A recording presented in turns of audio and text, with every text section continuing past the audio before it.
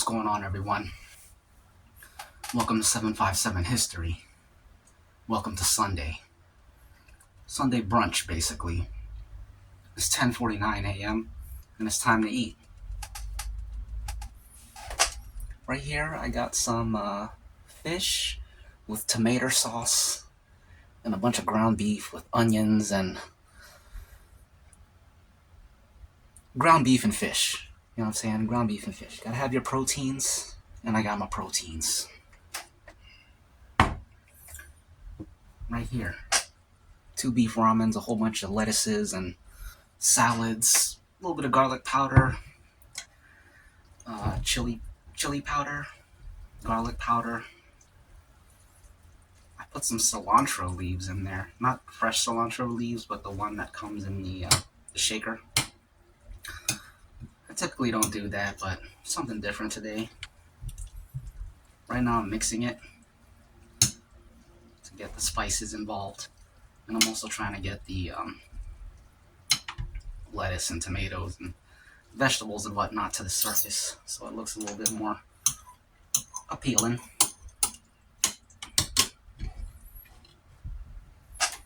And there you have it. You see that? 2 ramens, meat and fish. Beef and fish, I should say, because fish is meat too. Anyways, cheers. Hope y'all's weekend has been great thus far. So far.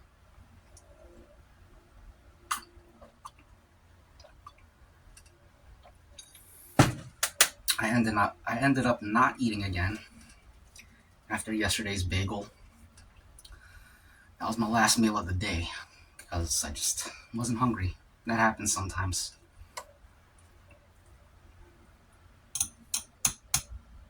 Okay. I want some of this because it's still warm out of the microwave.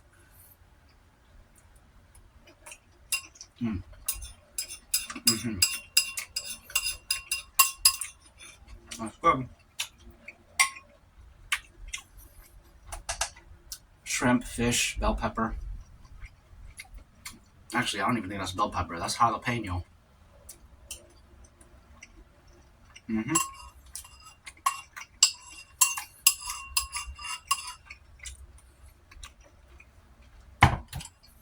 Wonderful.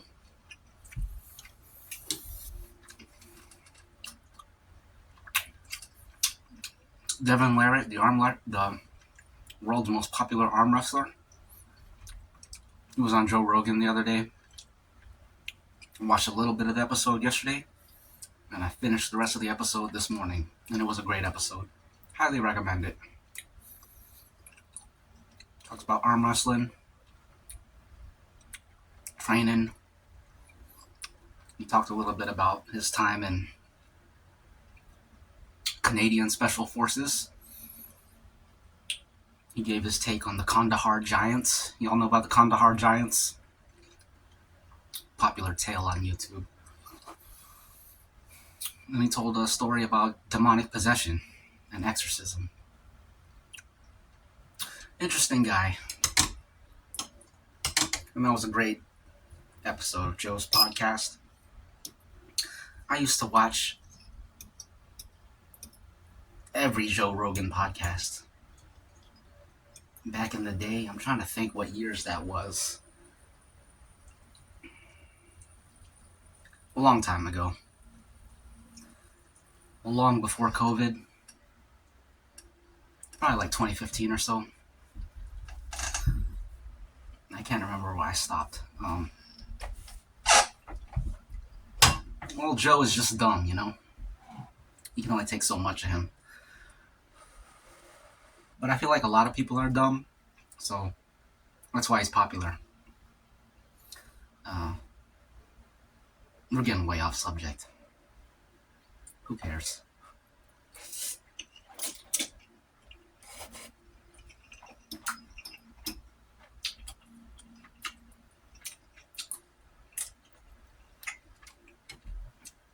Joe has been described as a dumb guy's idea of a smart guy, and I think that's so accurate.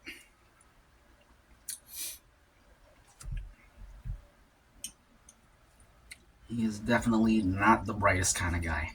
Not the brightest, not the sharpest tool in the shed, as they say. Anyways, I don't want to talk about that. I'd rather talk about the Kandahar Giants and what Devin Larratt said. That's good. I taste the garlic. I taste the chili powder. I was going to put sesame oil in here, but I forgot. And then I decided not to do it because I think I'm going to be eating some Chinese food later.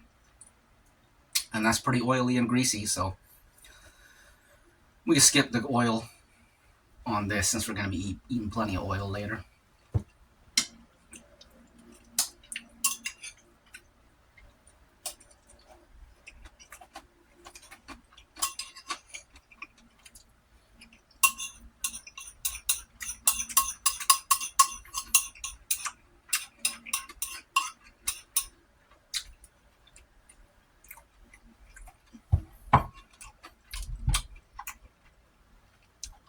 Joe Rogan was pretty frustrating in the Devin Larratt interview too. He would ask a question. Devin would answer the question, and then Joe would be like, but, and then he would ask the same exact question again, the question that Devin just answered, and he asked the same question again. It's like, dude, this man is dumb as rocks.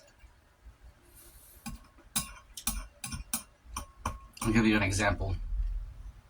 So Devin Larratt, one of the world's greatest arm wrestlers. Joe Rogan is insisting that grip strength is a crucial component of arm wrestling. And he's like, have you considered doing grip training? Or like, why don't you do grip training, blah, blah, blah. And then Devin answers the question. He says like, everybody's different styles, blah, blah, blah. And then Joe Rogan will be like, but why wouldn't you do grip training? Because blah, blah, blah. And he's like, he just answered that question and you asked the same exact question. Joe always does that. I'm telling you, the dude is dumb as nails.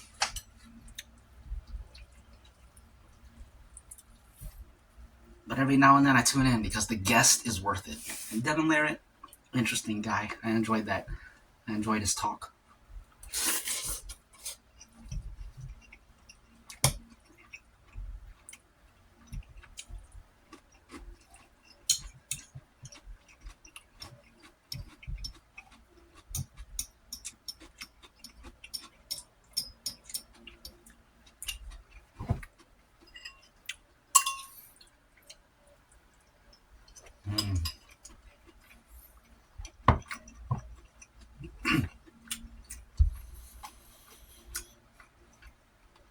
Anyways, if you don't know about the Kandahar Giants, basically, I don't know if I should put it this way, but it's kind of like an urban myth. Although not like an urban myth, but it's a story. Apparently it's true. They say it's true. I think it's exaggerated. That's my personal opinion. But apparently in Afghanistan, during the war in Afghanistan, 2001, 2002, 2003, that era, there were military personnel out there at some caves, and they encountered, by all accounts, a giant. A literal giant. A dude that was like 15 feet tall. Red hair. Just a wild man, but huge. Unnaturally large. And he killed one of the soldiers with a spear. They opened fire on him. And they killed him. So they have like this giant carcass that they covered up and flew to... excuse me. They took the corpse and like they sent it to a military airbase to study it and stuff. Crazy stuff. And it was top secret and all that. But the legend spread. And now the story is like all over YouTube. Many channels covered it. And this is another example of Joe Rogan being dumb. He's like, how can it not be true when so many people are talking about it? So many people are, he said, so he even used the word repeating. He said, so many people are repeating that story. How can there not be something to it? And it's like, dude, because they all copy each other. One person comes out with a story, another person on YouTube says, that's an interesting story, I should cover that on my channel. So then they Google it, they find the same exact information, and they put out another video, and then you have 2 videos on the subject. It doesn't mean that it makes it any more true. It's just everybody is drawing everything from the internet, and the internet has a lot of falsehoods on it. The world has a lot of falsehoods in it. And, yeah. Anyways, Devin Larratt, he believes it because he was talking about the freaks that he met out there, but he was talking about people 8 feet tall. And then he talked about some people in Canada that he met, the Cree, I guess some indigenous folks in Canada. He said they're like 8 feet tall too. He met a dude that was like 8'5" or something. And when he talked to the dude was like, my father's 8'11", something like that. But Devin Larratt was saying he believes the Kandahar giant story because he has met giant people in real life. And Devin Larratt is like 6'5". And when he met these people, they're like clearly a foot taller than him. He says he goes up to their chest. So he believes in the story of the Kandahar giant. But to me, it doesn't add up because the story about the Kandahar giant, that dude was 15 feet tall or something crazy. And, someone 8 feet tall, that's a lot more believable than someone 15 feet tall. Someone 8 feet tall, that's like, okay, if there's people 7 feet tall, then there's definitely people 8 feet tall. And plus, the Guinness Book of World Records, I think the tallest man is like... Really, the issue is, when we encounter a tall person, we recognize that as an anomaly. The idea behind the Kandahar giant is that there is like pockets of this separate species of giant humans. Like, there are pockets of them living in the world, and I don't buy that. Maybe there's pockets of a mutation that gets them to 8 feet tall or something like that. 8 feet, close to 9 feet, and then you'll have the random mutation where just a random dude in Europe or Russia grows to some ungodly height. But there is no like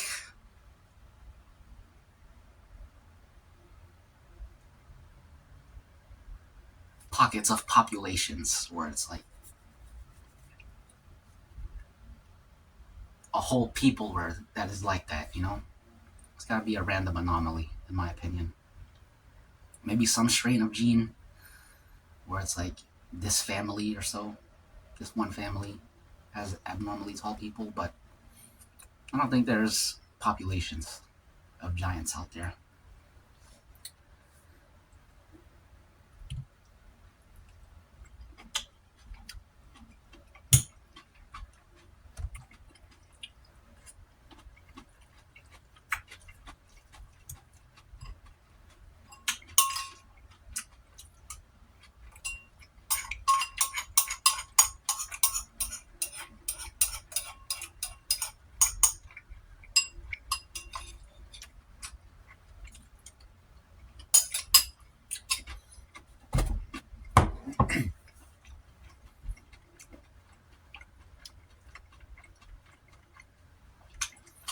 They finished up the podcast talking about demonic possession.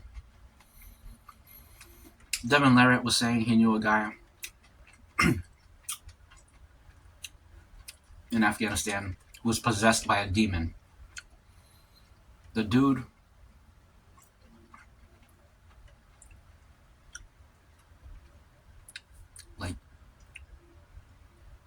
he was possessed, and he gained all these abilities. He could speak every language fluently, and he knew things about everyone. Like, he knew everybody's sins. He could say like the sins that people said going all the way back to when they were kids and stuff, basically turning him into a psychic. And apparently the dude got checked out with all the medical tests, which was not fruitful. They sent him to the the priest, and the priest was able to get it under control via exorcism. And yeah, that was basically the story, and I don't believe any of it. I think that's all fake. It's all fake.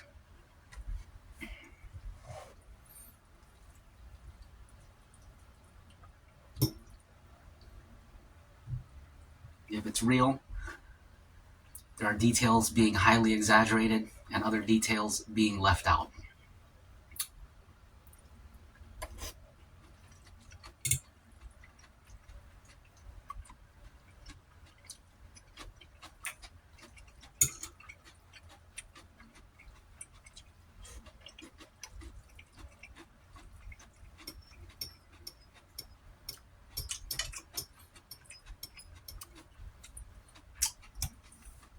The dude ended up being released from the military for medical reasons. I don't think Devin mentioned what the diagnosis was, but the prescription was for the dude to just go to church. That was the prescription, which I think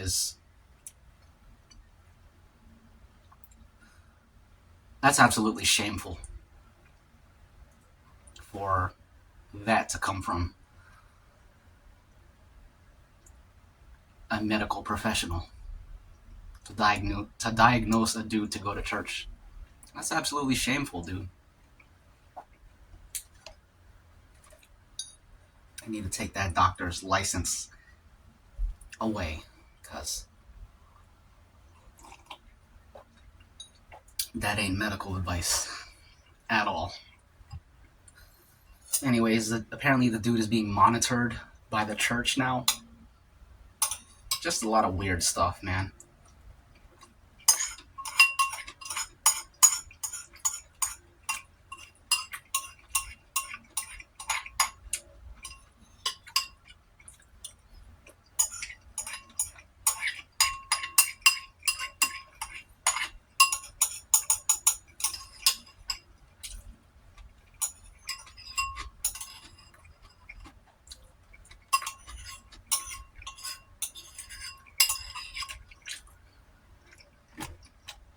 That's that.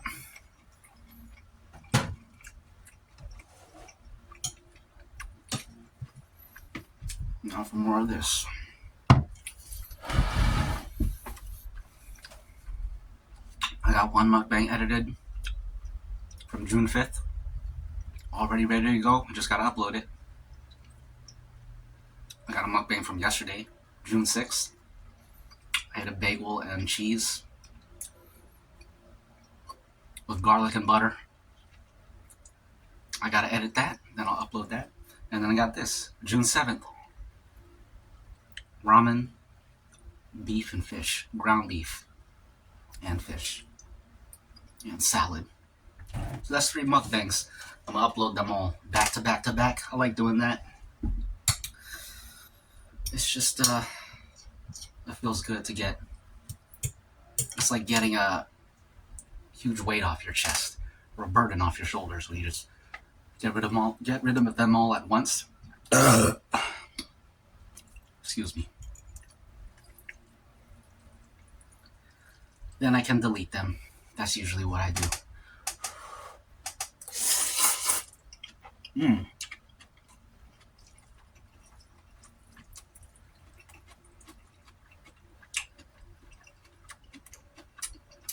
This is great.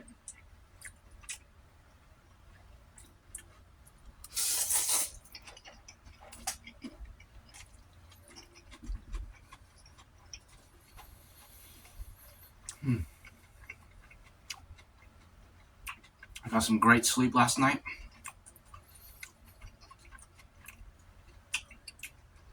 Sleep is interesting. There are random days where you're just like, dang, that was an abnormally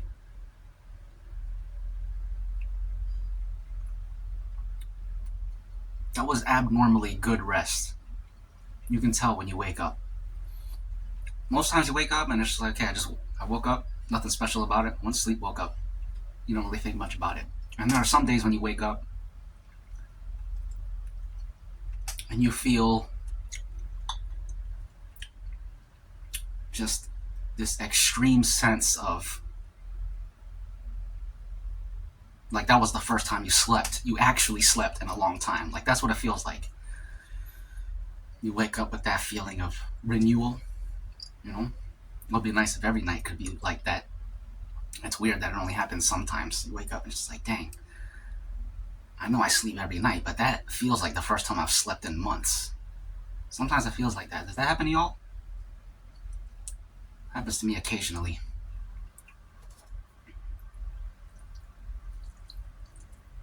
Maybe I don't get enough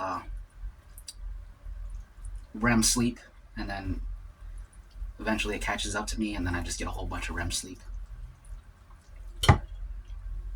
The common thread is the dreams, really, so it's definitely REM sleep because that's how I feel when I wake up from dreams.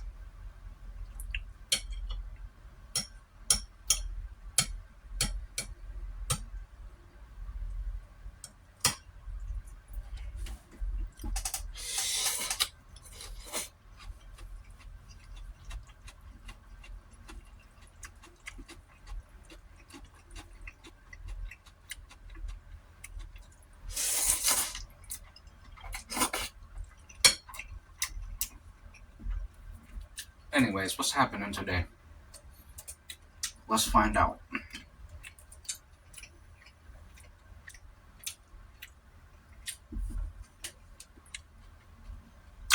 The time is 11:11 a.m. The date is June 6th, 2026. Excuse me, June 7th.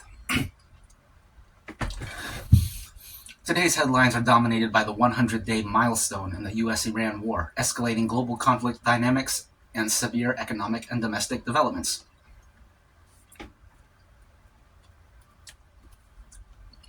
Global conflicts and defense. US-Iran war at 100 days. The war hits its 100th day amid a stalemate in ceasefire negotiations. Trump expressed confidence a deal can be reached to destroy Iran's uranium, but he insists he will not unfreeze Iranian assets beforehand. Gulf attacks and US strikes. The US military launched retaliatory airstrikes on Iranian radar sites after Iran fired 7 ballistic missiles targeting US allies Kuwait and Bahrain. Six were intercepted, but the attacks have triggered global airlines to slash their 2026 profit forecasts due to a massive fuel shock. Excuse me. Ukraine strikes St. Petersburg. St. Petersburg. Ukraine launched hundreds of drones targeting military and energy infrastructure in St. Petersburg. I keep wanting to say St. Petersburg. Anyways, setting an oil depot ablaze and hitting Russian naval arsenals. Interesting.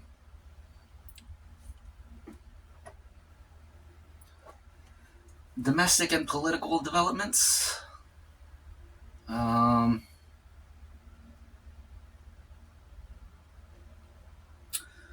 Ohio mass shooting. Police are searching for at least 2 gunmen after a mass shooting left 12 people injured during an Old West End festival in Toledo, Ohio. Global economy and culture. We got the Cuba economic exodus. International businesses, including Spanish hotel giants Iberostar and Meliá, are rapidly abandoning Cuba. The Wall Street Journal reports MasterCard and Visa transactions for non-US foreign visitors have been officially suspended on the island. Interesting. Papal visit to Spain. Over 1 million people flooded the streets of Madrid to witness Pope Leo's flower-carpeted procession, marking the first papal visit to the country in 15 years. Okay. A whole lot of nonsense. Is there anything here we want to unpack even more? Not really.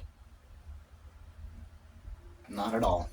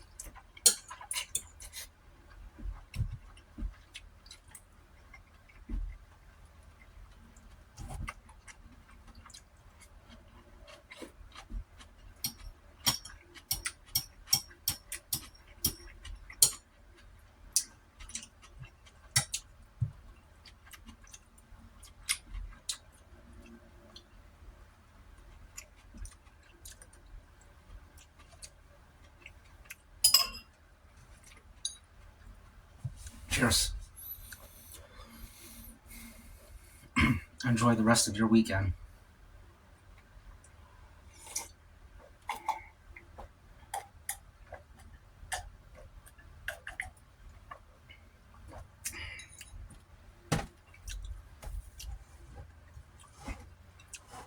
Have you guys seen the movie Idiocracy? I always hear about it, but I've never seen it. I gotta watch it someday. Apparently, a lot of that movie was a satire based on, at the time, what was considered to be the future. And lo and behold, years later, a lot of the things in that movie came to pass. So it turned out to be accurate. But apparently, it's a comedy, or not like a haha comedy, but like satire. I think it's a like satire documentary, a mockumentary. I think that's what they call them, a mockumentary. Excuse me, I gotta check that out.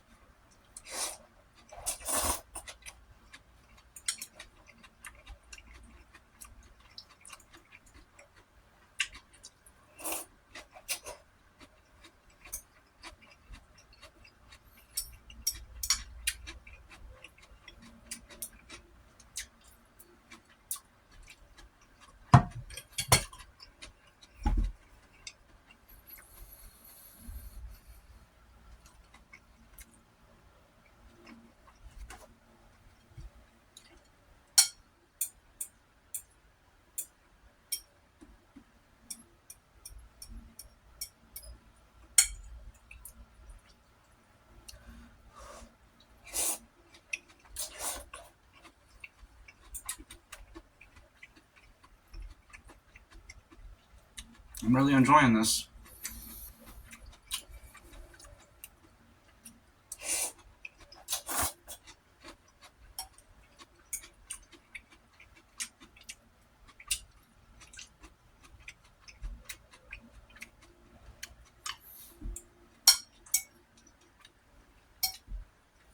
I must be pretty empty because I think normally I'd be getting pretty full by this point, and I just feel normal. I don't feel like exceptionally full at all.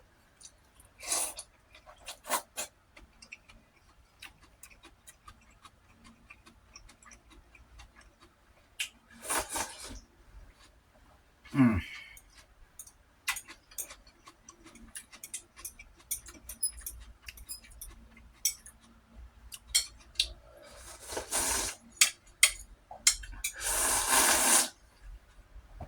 Mm.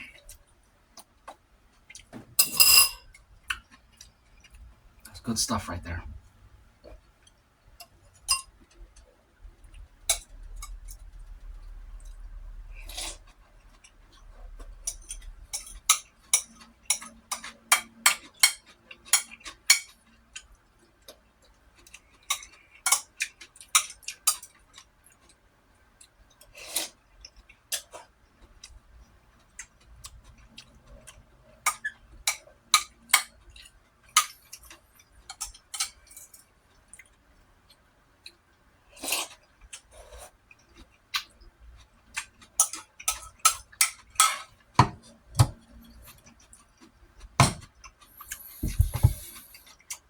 I was just wondering,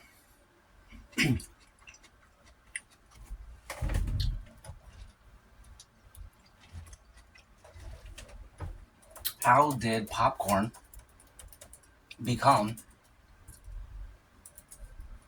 the classic movie snack? Let's find out.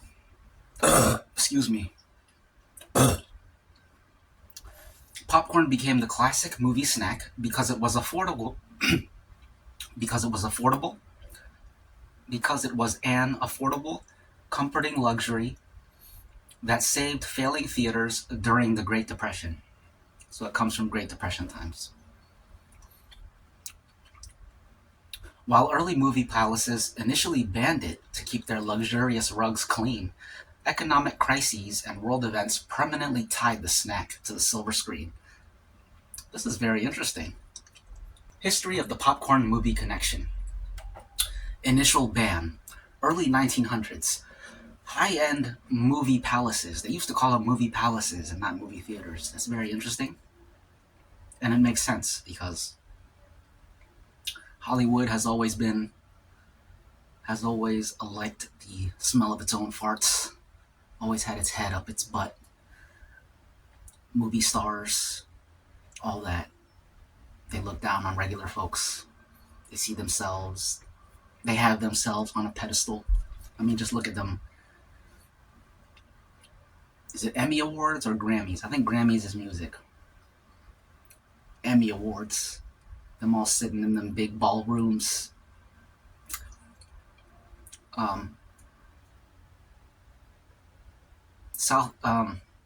Team America World Peace.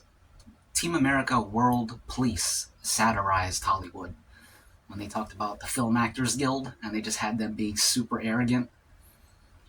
That's how Hollywood is, and that's why they call them movie palaces.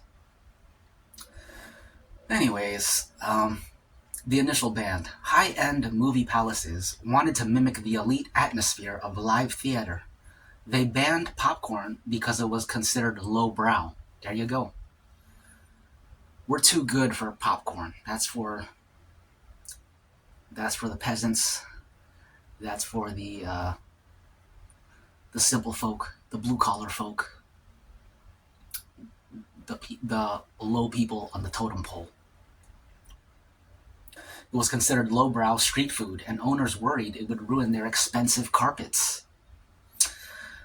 The rise of the talkies, 1927. Sound films allowed the non-literate public to enjoy movies. This massively broadened the theater audience to include the working class, who already loved cheap street foods. Interesting. So one of the reasons why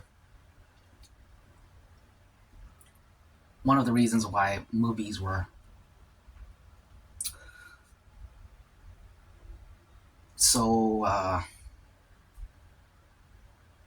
one of the reasons they saw themselves as so great is because movies were for literate folks, because during silent films there was no sound. They didn't speak, or the words weren't recorded.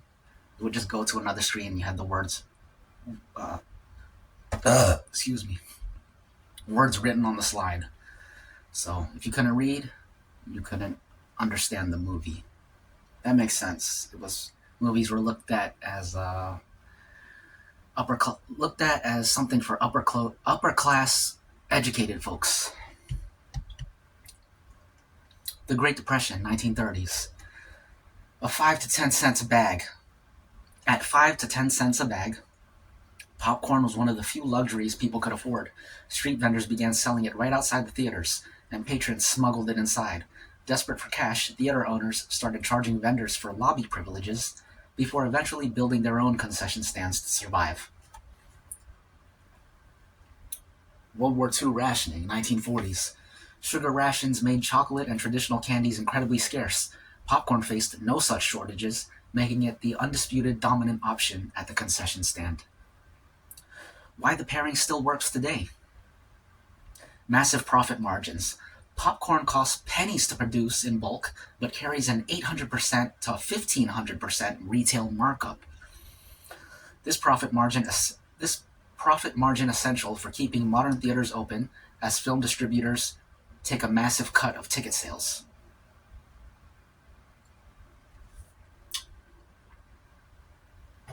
AI did not write that sentence correctly. There was no verb.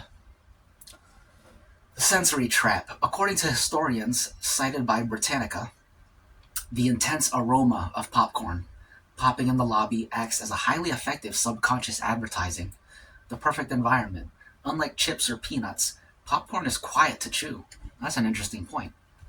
Leaves no shells or loud wrappers. I would dispute that. It does leave popcorn kernels, and it don't matter if there's no shells or wrappers. You got popcorn itself on the floor in the theater.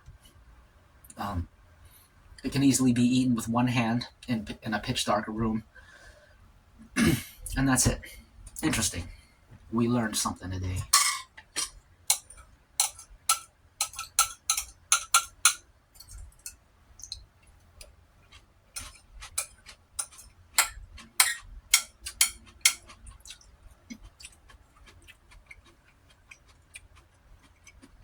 The last bit.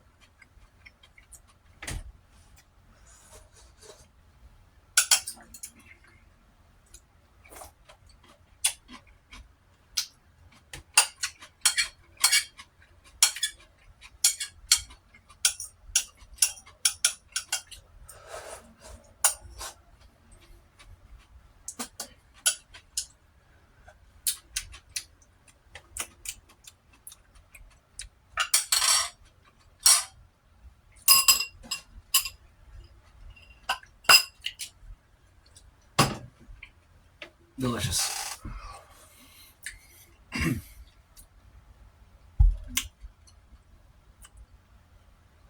Let's finish up with some waters, and we'll get the heck out of here.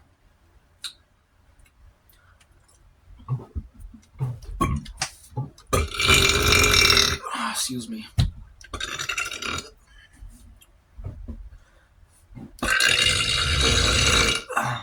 Pardon me.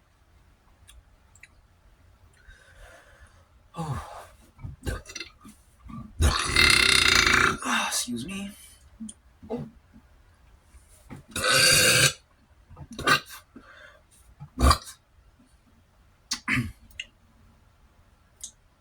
To films, to popcorn, excuse me, to AI,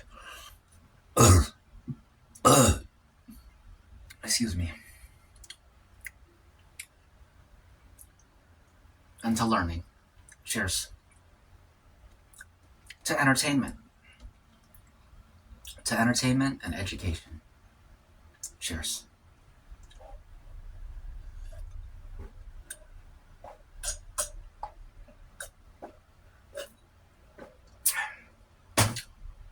And that's that.